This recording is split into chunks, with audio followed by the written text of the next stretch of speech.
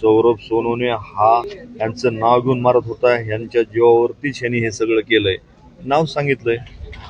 प्रशासनाला माझी एवढीच विनंती आहे की मी जी सांगितले आता की माझ्या भावाने मला जे ॲम्ब्युलन्समध्ये सांगितलंय की यांचं नाव घेऊन मला मारत होते की आमचं काही होणार नाही, आमच्या पाठीमागं असे लोक आहेत. मी त्यांचं नाव पोलिसांना दिलंय आणि ह्याच्यासोबत माझ्या भावासोबत जो असणारा उमेश माने आहे त्याला पण हल्ला करताना तेच नाव घेत होते. त्याच्यानंतर माझ्या भावानं पण मला सांगितलं होतं आणि तोच नाव मी सांगतोय किंवा त्यांच्यामुळंच माझ्या भावाची हत्या झाली. त्यांनी जर पाठबळ जर दिलं नसतं तर माझा भाव आज जिवंत असता.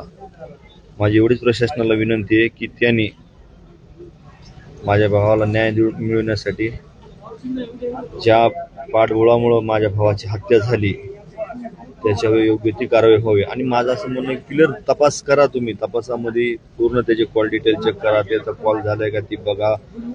जो गायकवाड म्हणून रामेश्वर ज्याने की चाकूने हल्ला केलाय त्या गायकवाडच्या मुलाचे कॉल डिटेल चेक करा. त्या कॉल डिटेलमध्ये 100% नंबर मिळून जातील. तो एवढा कॉम्पिटिशनली बोलतोय, तिकडनं येऊन इथं हे करतोय, म्हणजे ह्यांच्या जीवावरच आला ना तो. कोण नेमकं नाव? रामेश्वर सांगितलं ना मी नाव.